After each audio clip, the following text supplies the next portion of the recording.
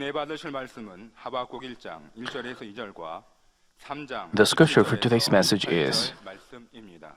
Habakkuk chapter 선지자 1. 하박국의 묵시로 받은 경고라. I read, the oracle which Habakkuk the prophet saw, How long, O Lord, will I call for help, and you will not hear? I cry out to you, violence, yet you do not save. Though the fig tree should not blossom, and there be no fruit on the vines, though the yield of the olive should fail, and the fields produce no food, though the flock should be cut off from the fold, and there be no cattle in the stalls, yet I will exult in the Lord, and I will rejoice in the God of my salvation. Amen. On behalf of our beloved senior pastor, Pastor Haun Sung will preach under the title "The Oracle Seen by Habakkuk." I thank Shalom Choir and East Orchestra for your praise and performance. I also thank Power Worship Team's performance. Is God really living and at work? Then, how come evildoers prosper while the righteous suffer? Why don't the wicked face destruction immediately? Where does God's will lie? The answers to these questions can be found in the books of Jeremiah and Psalms, as well as the book of Habakkuk, which we will explore today. To those who live in a reality where God's justice is seemingly not executed and where they cannot accept what's going on with their heart, although they know the truth with their head, the book of Habakkuk provides clear answers. Those who've heard of the name Habakkuk for the first time may wonder who he is. He was a prophet who carried out ministry from the last days of Joshua to the early days of Jehoiakim. Briefly speaking, he was prophet during the last days of the kingdom of Judah. Let's briefly look over the background of this book. It was the time when Assyria was destroyed and a new emerging power, Babylon, was conquering its neighboring states. At the same time, in the kingdom of Judah, King Joshua was killed in a battle against Egypt. Even his successor, Jehoaz, was deposed by the Egyptian king. Jehoiakim then rose to the throne, but the kingdom was drastically declining. Moreover, while Habakkuk carried out its ministry, the order of laws were collapsing, and unrighteousness was rampant. Violence, iniquity, strife, and contention were the words that represent the time he was living. So, with a lamenting heart, the prophet asked God. The first question was, the wicked surround the righteous, and the justice is hardly to be seen. What's going on? Why do you overlook them, God? But God's reply made him even more confused, because God proclaimed that he would judge Judah through Babylon that was incomparably more arrogant and cruel. Habakkuk couldn't accept the word of God at all. So he asked the second question, just as we find in Habakkuk chapter 1 verse 13. Your eyes are too pure to approve evil, and you cannot look on wickedness with favor. Why do you look with favor on those who deal treacherously? Why are you silent when the wicked swallow up those righteous than they? Here, the Habakkuk is asking why God, who is perfect, intended to use Babylon, which was so evil, to strike the people chosen by himself. He then waited for God's answer, saying in Habakkuk chapter 2 verse 1, I will stand on my guard post and station myself on the rampart, and I will keep watch to see what he will speak to me and how I may reply when I reproved. God answered the prophet's second question. Today, I'll make 3 points of God's answer to his second question. In the face of a trial, do any of you fail to understand God's will and His providence in your heart, despite knowing it with your head? Do you feel frustrated? If so, today's message will hopefully help you discover God's goodwill. The first point is, there is an appointed time for things. We read in Habakkuk chapter 2, verses 2 and 3, Then the Lord answered me and said, Record the vision and inscribe it on tablets, that the one who reads it may run. For the vision is yet for the appointed time. It hastens toward the goal, and it will not fail. Though it tarries, wait for it, for it will certainly come. It will not delay. In the Bible are such expressions as time or appointed time. For example, when God promised Abraham the land of Canaan, He permitted a time of 400 years until the Amorites' iniquity was complete. God also permitted a span of 70 years after Judah was destroyed by Babylon until they returned to Jerusalem. The same went for Jesus' birth. It happened at the most appropriate time in God's providence, as we read in Galatians chapter 4:4. But when the fullness of the time came, God sent forth His Son, born of a woman, born under the law. Like this, God knows all things in advance and sets everything accordingly. In the verse 2, God mentioned the appointed time. In the following verse, He said, Though it tarries, wait for it will certainly come, it will not delay. Here, the two phrases, it tarries and it will not delay, seem to be contradictory. We have to recognize that God's perspective differs from that of man. When God said, it tarries, He said it from man's perspective. If God's promise is not in sight right now, people begin to harbor doubts. They wonder, like, when will this trial finish? Will His word be fulfilled? With a perspective of man, people cannot see even a minute from now on. Then He said, For it will certainly come, it will not delay. This is God's perspective. From man's perspective, it seems to be delaying, but from the perspective of God who governs and controls all things, it is fulfilled at the most exact time without delay. Even those moments when we think things are getting delayed are part of God's plan. Brothers and sisters, does it feel like God's answer is too slow to come? Do you feel concerned? But those who trust God, who knows all things from beginning to end and plans and fulfills everything, have no need for concerns. It doesn't matter even if they have no idea when His appointed time arrives. It's because they believe that if they just keep doing what they are inspired to do, God would certainly answer them at the most appropriate time. Thus, they patiently keep waiting for that time. It was natural that Habakkuk felt frustrated. Back in those days, no one could imagine Babylon would be destroyed. Babylon, which was a city-state, had conquered Assyria, which was a leading nation in the region, for about 420 years, and even surpassed Egypt, which had long been a strong power in the region, rising to the status of an empire. From the fact that Prophet Isaiah likened Babylon to the star of the morning, the most brilliant star at dawn, we can infer how powerful and wealthy the country must have been. No wonder the prophet was deeply frustrated. But the amazing fact is, even before Babylon emerged as a powerful nation, its destruction was prophesied by Isaiah. He foretold which country would destroy Babylon and even mentioned the name of its king, who had yet to be born. Like this, God already had His will and appointed a specific time to fulfill it. Actually, Habakkuk was also aware that Babylon was merely a tool for God's judgment. Yet, because he didn't figure out God's providence in his heart, he considered God to be overlooking their wickedness. Then, as Habakkuk remarked, do you think God really overlooked their wickedness until His appointed time? No. Even while the world was filled with darkness, God was fulfilling His providence of human cultivation through His people.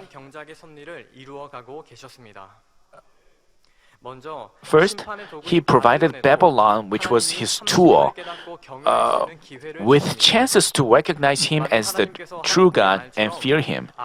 If God judged evildoers immediately as Habakkuk expected, who would remain on earth? God, who abides in mercy and grace, wants even the evil to repent. He provides chances to the end.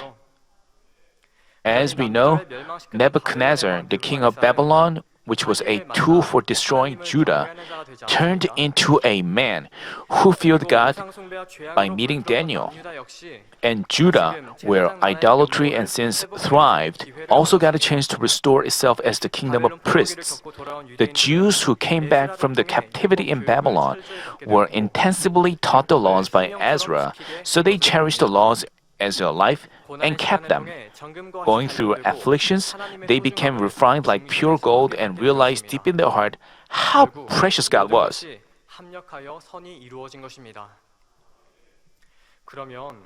Some of you may ask, what do you think about the righteous suffering until his appointed time? Don't you think God suffers loss on his part? Yes, I've heard people around me saying that. They say like, I know that this is a time for blessing, but does God necessarily have to do this?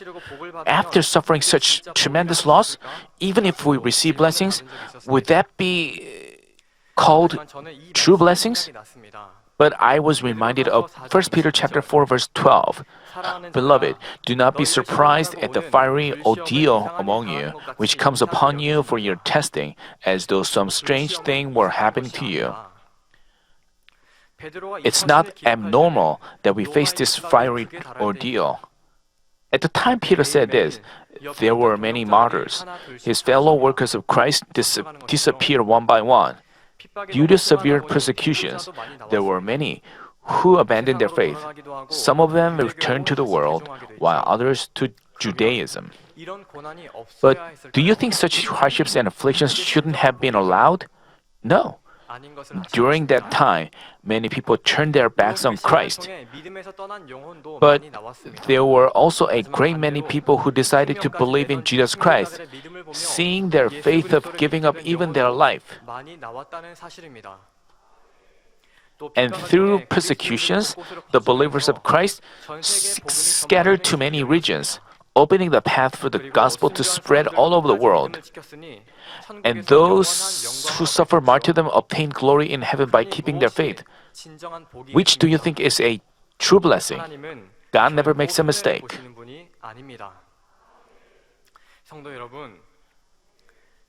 God does not make a mistake. The God-appointed time is when all things work together for good. Inside a watch are sophisticated gears. All the gears work together to display the exact time without a single error. Likewise, all God-permitted circumstances work in such a delicate way, making His providence fulfilled at the most exact time. Therefore, if God permits a certain trial, it's because it's an essential step. And we have to believe that there's God's appointed time for it to finish, and that it definitely results in God's glory. The result is surely God's glory. But some of you may think that is so true. But wouldn't it be better if God notified us of the time in advance? Then wouldn't we prepare ourselves better with strong conviction? But don't you think God, who abounds in love, would much more want to do so? Do you think He's happy to see His children worn out and dejected by a trial? We have to, when students take an exam, what if their teacher notifies them of the answers? Wouldn't that be great? But if so, what would be the use of taking a test? Getting right answers may boost their confidence, but they couldn't help but feel ashamed when their true ability is revealed.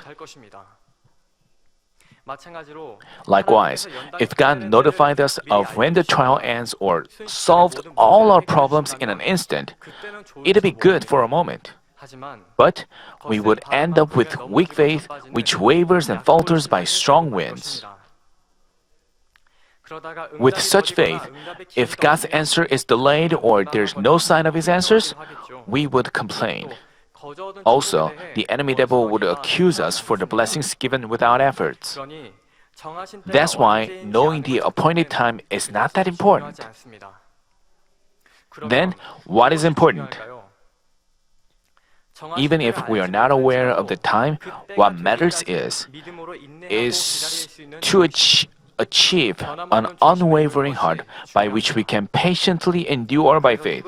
Hebrews chapter 10 verse 36 assures us, "For you have need of endurance, so that when you have done the will of God, you may receive what was promised."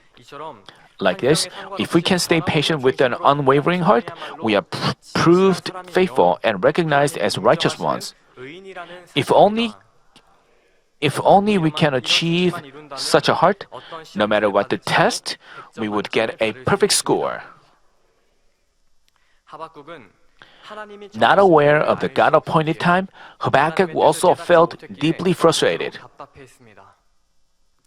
But what brought peace to his heart wasn't the knowledge of when the time would be, but his faith in God who appointed that time. Later on, we will delve into this faith when we talk about the second point, the righteous will live by faith. So, compared to Habakkuk, how have you endured this trial? Have you been joyful and thankful from the depths of your heart while figuring out the will of God who allowed this trial? Have you felt frustrated and lamented, saying, "God, how could you allow a situation like this?" Have you been in peace while committing all things to God, or have you lived in anxieties, worries, and concerns?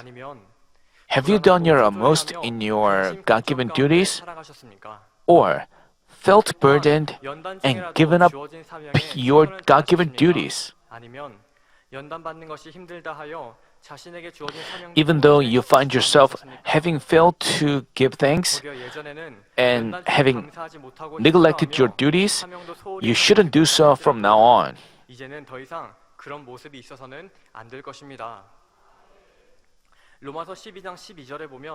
Romans chapter 12 verse 12 advises us, rejoicing in hope, persevering in tribulation, devoted to prayer.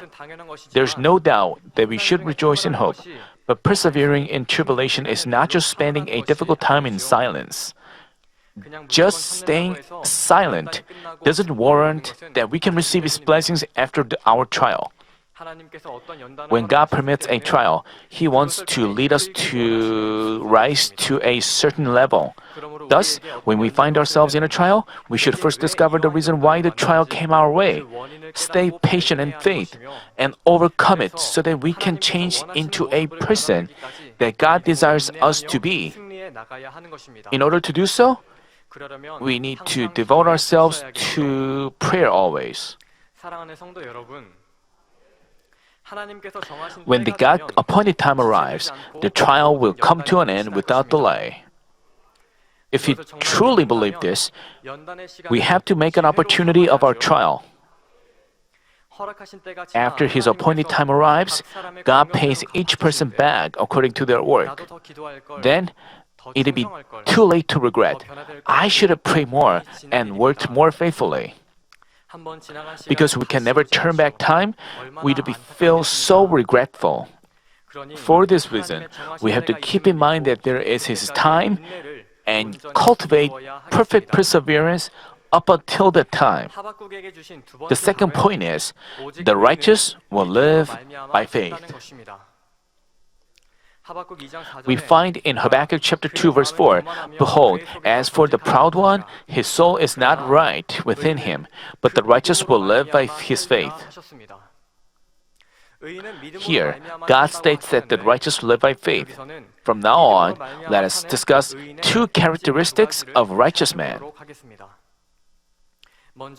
First, the righteous who live by faith don't complain, seeing evildoers, because they wholly believe that all things are in the palm of God's hand. They believe that evildoers can do evil only to the extent God permits. But in today's passage, Habakkuk couldn't bear to see Judah judged by the wicked Babylon. That's why he complained, "Why do you look with favor on those who deal treacherously? Why are you silent when the wicked swallow up those more righteous than they?" Then, how would righteous people react when they see evildoers? Let's find out from the confession of Joseph.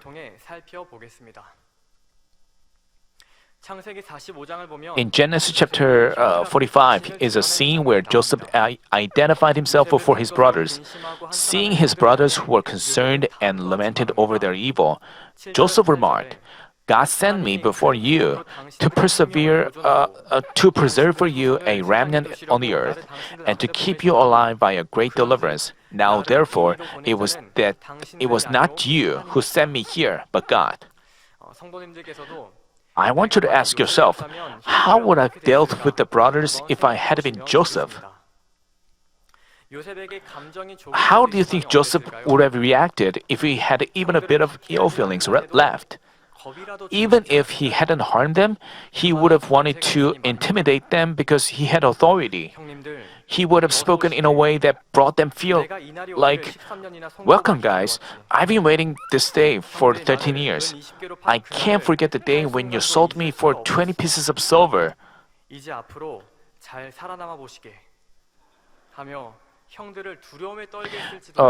In such a way, he could have brought them fear. It's because with ill feelings, we want the person who did evil to pay the price for it.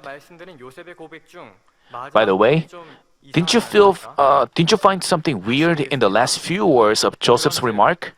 He said, "It was not you who sent me here, but God." Obviously, it was his brothers who sold him, but he said, "It was not you who sent me here." This is how a person with a perspective of the righteous would say. What Joseph meant was, "I didn't come here because you sold me. It is God who sent me in his providence. So you don't have to feel concerned about this."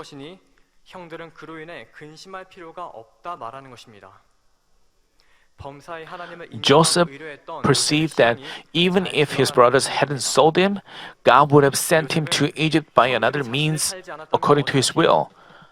By evil of their own, his brothers were merely used as tools sending him to Egypt. Even though he was destined to come to Egypt anyway, on Joseph's part, he was regretful that his brothers piled up sins in the process. Also, while he underwent the trials, Joseph's heart gradually took after that of God. He broke away from a fleshly perspective with which one cannot forgive a person who does him harm. He developed a new spiritual perspective which belongs to God, who desires all men to be saved and come to the knowledge of the truth.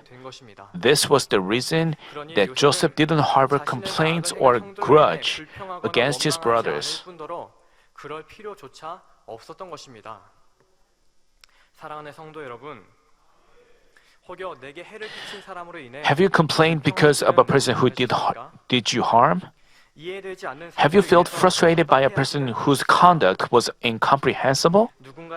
Have you been bothered and frustrated by some unfair situation, shared it with others, dwelled on it, and continually piled up ill feelings? According to Matthew chapter 10 verse 29, even sparrows are sold at a market under God's permission. How much more would it be how much more would it be so with our affairs? All things are under His permission. If we indeed believe this, we don't need to complain or feel frustrated.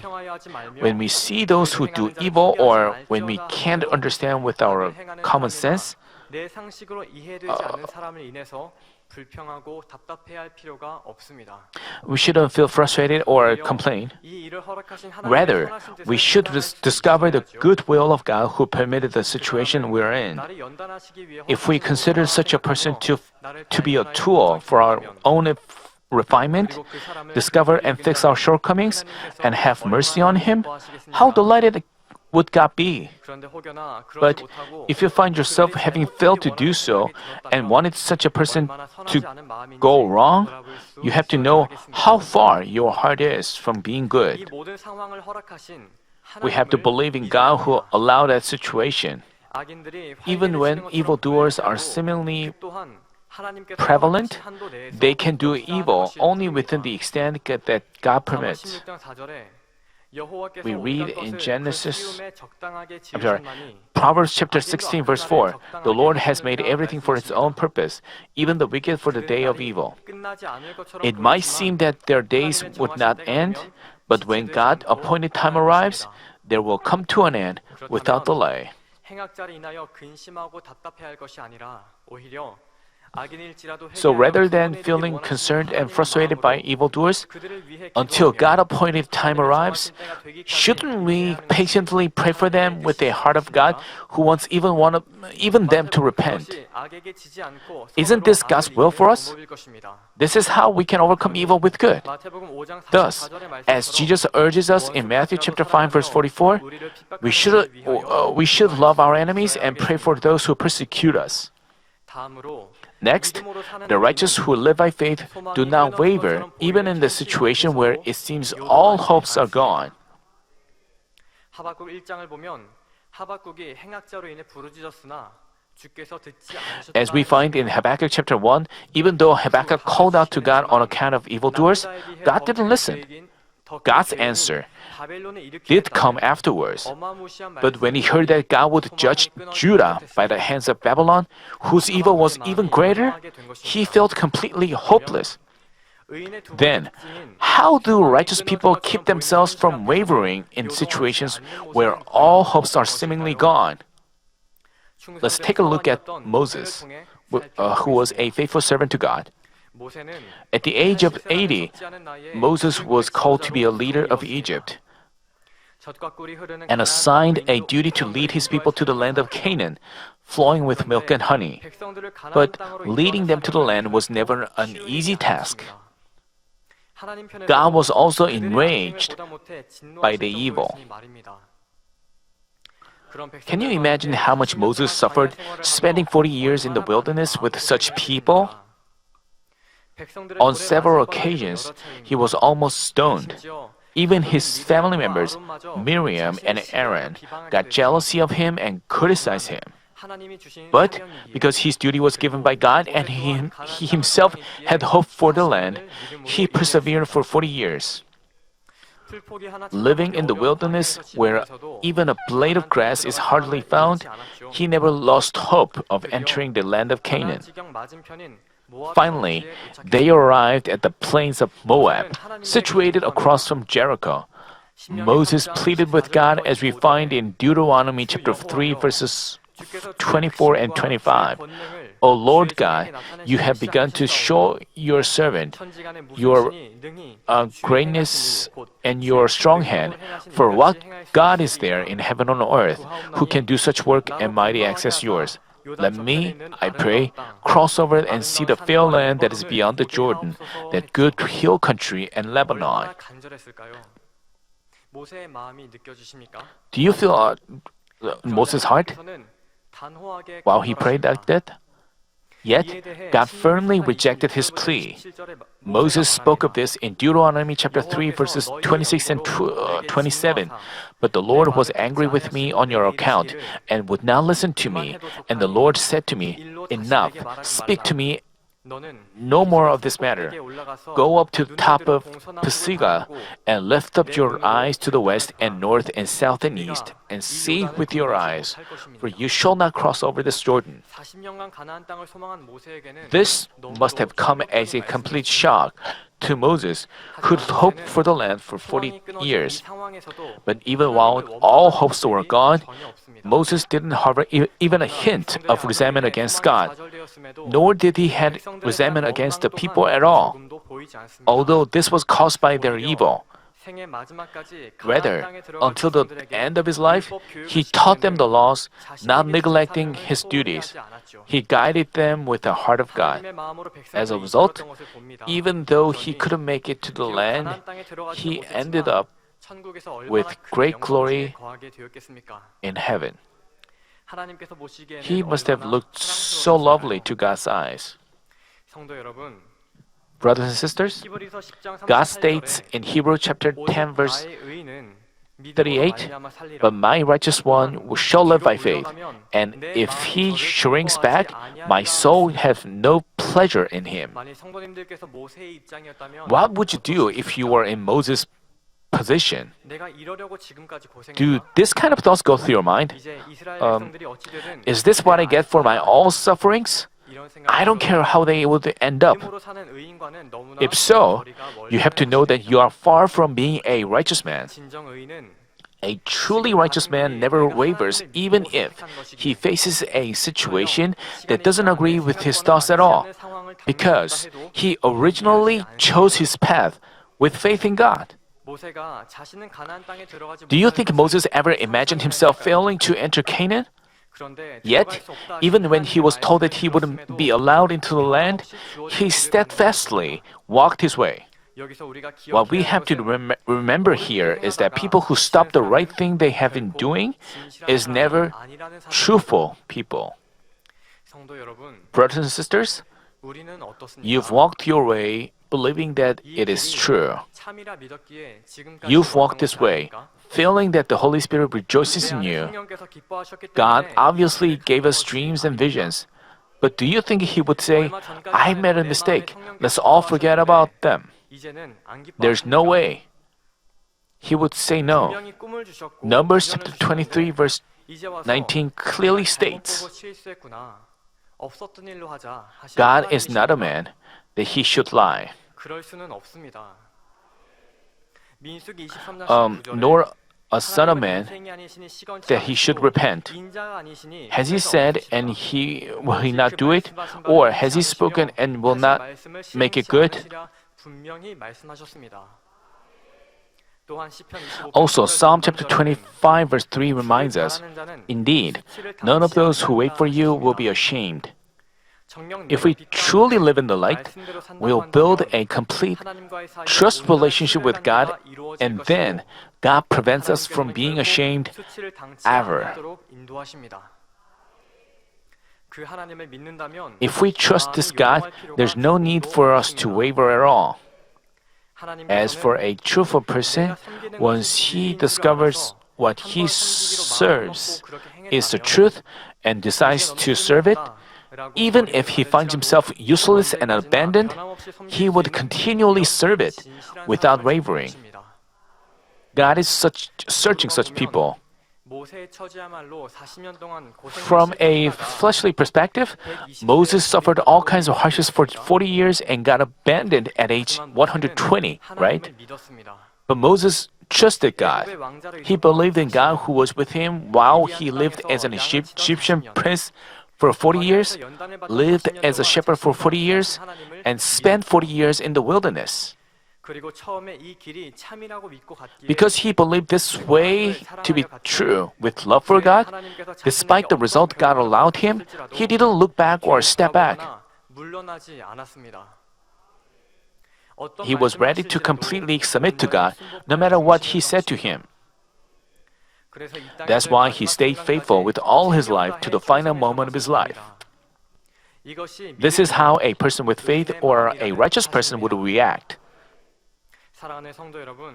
Brothers and sisters, to Habakkuk, who got frustrated by evildoers and agitated by the undesired result, God said that his God told him that the righteous shall live by faith. Righteous people recognized by God don't complain, seeing evildoers. Even when all their hopes are seemingly gone, their heart doesn't waver. This is possible because they trust God. Thus, I challenge all of you to always stay in peace with faith in God, no matter what kind of circumstance you find yourself. The third point is, God mentioned that all things are from Him. He says in Habakkuk chapter 2 verse 13, "Is it not indeed from the Lord of hosts that peoples toil for fire and nations grow weary for nothing?"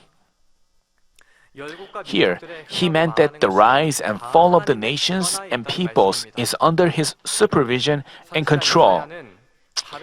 Prophet Isaiah prophesied the fall of Babylon. According to his prophecy, the impregnable empire was conquered by Persia in 539 BC. From now on, let us briefly look over how Isaiah's prophecies on the fall of the great empire of Babylon were fulfilled based on historical facts. First, let's look at Isaiah chapter 13 verse 17. "Behold, I am going to stir up the Medes against them, who will not value silver or take pleasure in gold." Here God mentioned that they didn't value silver or take pleasure in gold. Yes, Persia was such a nation. Before the nation conquered Babylon, they attacked Lydia, which was a city-state. Persia obtained enormous amounts of wealth and they also had enough finance for its military, thereby opening the path to becoming an empire. So the verse describing that they didn't value silver or gold was true. Next, Isaiah chapter 45 verse 2 says, "I will go before you and make the rough places smooth. I will shatter the doors of bronze and cut through their iron bars." God proclaimed that He would go in advance and make the rough places smooth. Actually, the city of Babylon wasn't to be destroyed easily. According to the ancient historian Herodotus, the city lay on the middle of a vast plain and had a shape of a quadrangle, each side being about 22.4 kilometers in length. Around the city wall were 100 gates, all of which were made of bronze. To give you an idea of how thick the city wall is, on the top of the wall, they set up two buildings facing each other, and the space between the buildings was wide enough for a chariot to pass. Based on the records, Babylon accounted for 1/3 of the wealth of entire Asia. Then, how do you think God went in advance, made the rough places smooth, shattered the doors of bronze, and cut through the iron bars? To the Persian king, Babylon was like an extremely huge mountain. Then, one day, the king had unexpected luck. The Babylonian palace suffered divisions due to religious issues. Nebuchadnezzar and Babylonians worshipped a god named Marduk. But after Nabonidus succeeded to the throne, problems arose because he worshipped the god of the moon. Consequently, the royal families of Nebuchadnezzar and the Babylonians turned their hearts to Cyrus, the Persian king.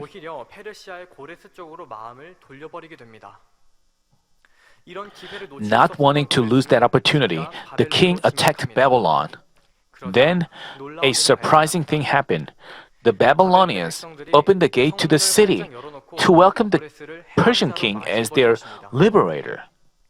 페르시아의 군대가 Even until 반 이상 over 들어왔을 the 때에도 half of the Persian forces 인간은 entered the city, 잔치를 벌이느라 those in the palace 페르시아 were 군대가 enjoying a 몰랐습니다. party and didn't even notice that they were 다니엘서 being 5장 attacked. 1절에는 이 Daniel 장면에 chapter 5 verse 1 describes the scene as follows.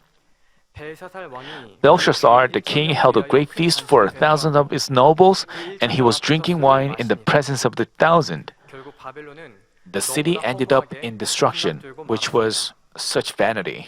여호와 하나님께서 The Lord God 그의 went 앞서 before 하는 것을 Cyrus, 깨끗게 하시며 made the rough places smooth, shattered the door of bronze, and cut through the iron bars. 이렇게 하나님께서 With God's 역사하시니 intervention, 얼마나 everything 쉽게 was 이루어진 easy. 것입니까?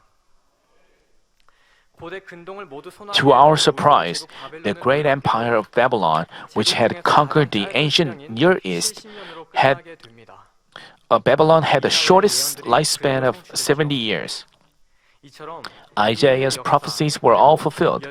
It may look like everything in the human history and the rise and fall of nations and peoples are determined by man, but actually, they are all under God's control. 사랑하는 성도 여러분, Brothers and sisters, 지금까지 we've seen how Isaiah's prophecies were fulfilled. Like this, our Lord God controls all events in the history of mankind, including the rise and fall of empires. No question that He does so with the affairs of our life. And a more amazing thing is, the one who governs the world and the history of mankind is our Father. And He says to us in Isaiah chapter 49, 15, "Can a woman forget the nursing child and have no compassion on the son of his womb? Even these may forget, but I will not forget you." This word of God makes us feel so moved and secure. So, if we indeed believe that God will be with us to the end, why do we need concerns and worries? As 1 Peter chapter 5 verse 7 advises us, we should just cast all our anxiety on Him and only offer sacrifices of joy and thanksgiving. Habakkuk knew that Judah would be judged by Babylon in God's justice. But the reality facing him was nothing but frustrating. To sum up God's third answer, the third point of God's answer was, "Everything is in the palm of my hand."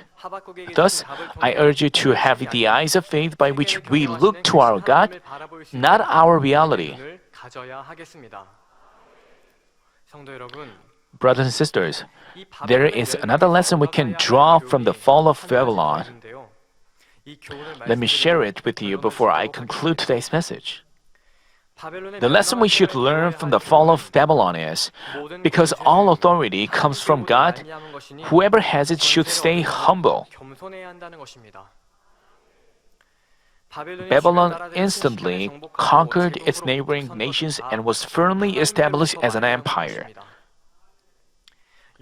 To judge all the nations, God permitted such authority to Babylon. Yet, after Nebuchadnezzar, the Babylonian kings didn't perceive that the authorities originated from God. Consequently, it said in Habakkuk chapter 1 verse 11, "Then they will sweep through like the wind and pass on, but they will be held guilty, they whose strength is their God." Babylon became arrogant, went beyond their authority, and piled up sins. Finally, they faced judgment through the attacks from Persia. Towards the year end, you received duties at church. Duties come with authority. When receiving a duty, what kind of attitude should we have? With the authority given to us, we have to lower ourselves more and serve others so that they can become more spirit-filled. Because our authority was briefly granted to us for God's kingdom, it's not our own. Romans chapter 12 verse 16 advises us, "Be of the same mind toward one another, do not be haughty in mind, but associate with the lowly, do not be wise in your own estimation." In carrying out our duties truly with a humble heart, it is crucial that we pay attention to others' words, namely, communicate with them. For example, when one of our members says something, even if that is not in line with our truth we've learned, we should respect his words or opinions. And unless it is untruth, we should try to cater to it as much as possible. Just because we have authority, if we make everything proceed the way we think is good, we cannot be united as one. Even if things may be delayed, only when we work with mutual respect can we keep peace. As our heart is united as one, we can accomplish His kingdom more mightily. On the contrary, what would happen if we insisted on our opinions alone? Even though we say something right, it could leave wounds in others' heart.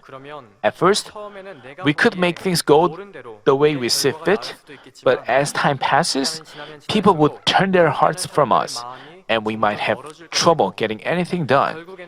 We lose people who would readily help us.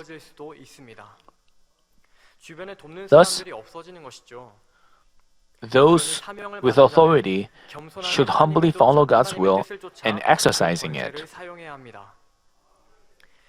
Our Lord had authority to rule all the creation.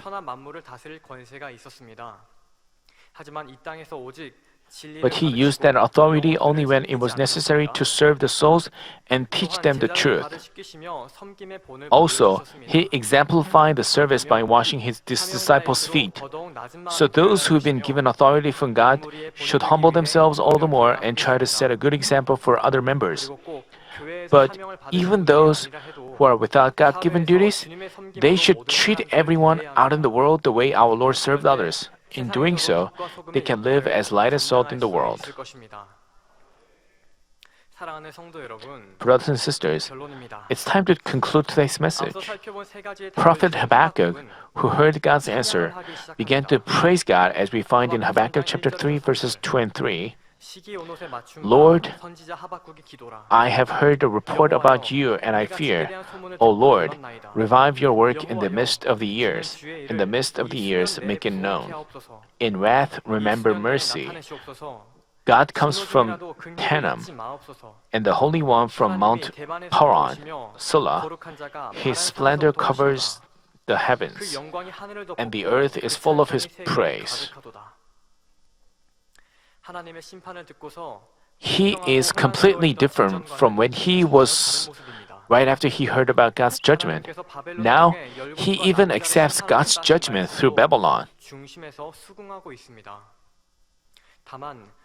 He only pleads with God to remember mercy and wrath. And he made a more amazing confession in Habakkuk chapter 3, verses 17 and 18. Though the fig tree should not blossom, and there be no fruit on the vines, though the yield of the olive should fail, and the fields produce no fruit, though the flock should be cut off from the fold, yet I will exult in the Lord. I will rejoice in the God of my salvation. In this confession, the prophet proclaims that even if he faces a more wretched, miserable situation where he has nothing to eat or drink and has no possessions, he will rejoice in God. Isn't this odd? No changes occurred in his situation. Then, what was the difference? It was Habakkuk's heart that changed. He gained truthful faith in God. While his situation remained the same, as he looked to the Almighty God, all his concerns, worries, frustration went away in an instant, and only praises came out of their lips. Brothers and sisters, while studying the book of Habakkuk, I was reminded of this sentence: God never makes a mistake.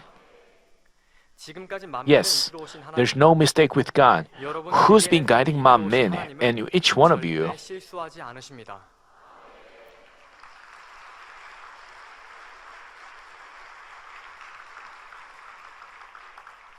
실수하지 않으시는 하나님을 I 믿으시기 urge you to 바랍니다. believe in this God who makes no 우리를 향해 mistake 선하신 뜻을 and 품으시는 harbors 하나님을 goodwill 믿으시기 towards 바랍니다. us. 그러면 Then 하박국과 your 같이 sorrow will turn into 슬픔이 joy, 떠나려 기쁨이 되고 your 탄식이 lamentation 떠나려 찬송이 되며 will 중심에 turn 위로부터 into 오는 praises, 평안함이 임하게 될 and 것입니다. you will have peace coming from above. 그리고 정하신 때가 되면 지체치 Moreover, 않고 하나님의 when 선한 His appointed 뜻이 time arrives, 우리의 눈앞에 God's 펼쳐질 goodwill will 것입니다. unfold before our eyes without 하박국 delay. 2장 14절에 The reason is, as Habakkuk chapter 2 verse 14 tells us, for the earth will be filled with the knowledge of the glory of the Lord as the waters cover the sea. Everything was planned and permitted for His glory. God assures us that there is His appointed time, that the righteous only live by faith, and that all things are from Him. I pray that you will always stay in peace with faith in this Almighty God and always give glory to Him by expecting His goodwill.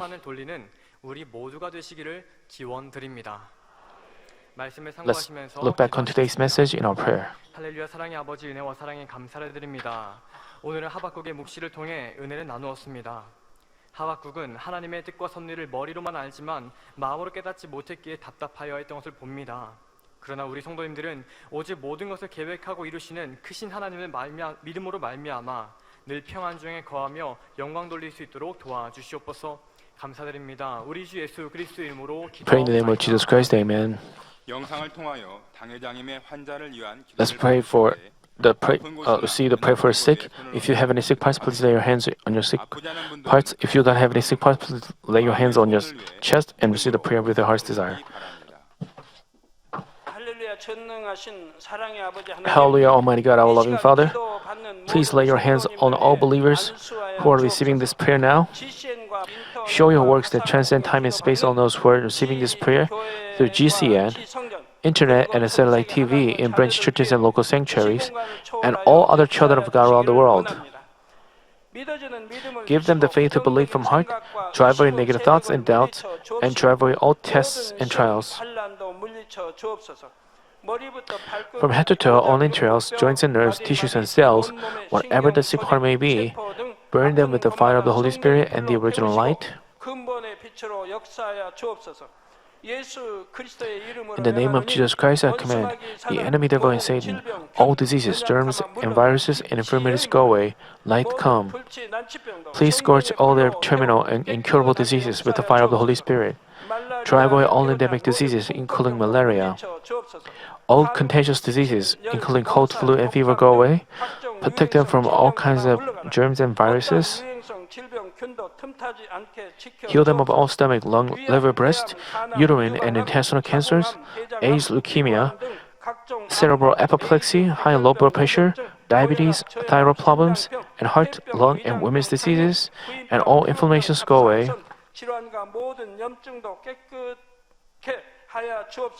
Heal them of polio, stroke, arthritis, and herniated discs, back pain, headache, neuralgia, and all other pains disappear. Epilepsy, autism, depression, neurosis, and other mental diseases go away. All kinds of paralysis be loosened to get up, walk, and leap. Let the eyes see well, let the ears hear well, let the blind come to see, the deaf to hear, and the mute to speak. Heal them of after effects of all kinds of accidents, first their broken bones, restore them from burns, let the heat and burning sensations go away.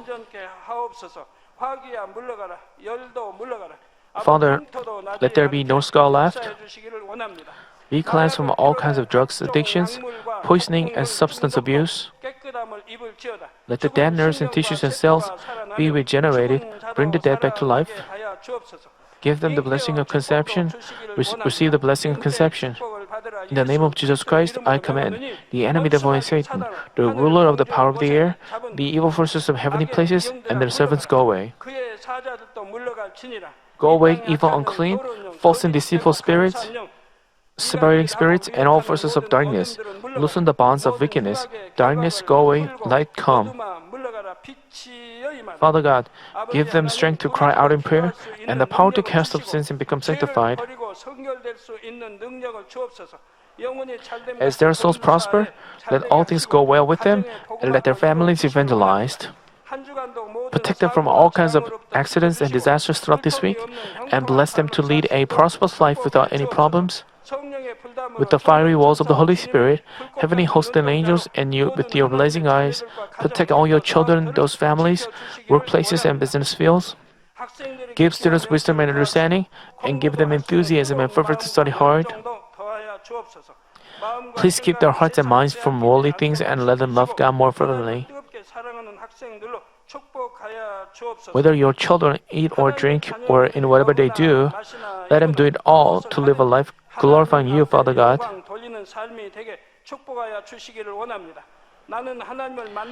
Let them be able to testify about the living God, saying, I met and experienced God and received His answers and blessings. Father God, thank you. Be glorified alone. In the name of our Lord Jesus Christ, I pray. Amen. 아멘. 涙の中おらる主愛の主それは命与える救いの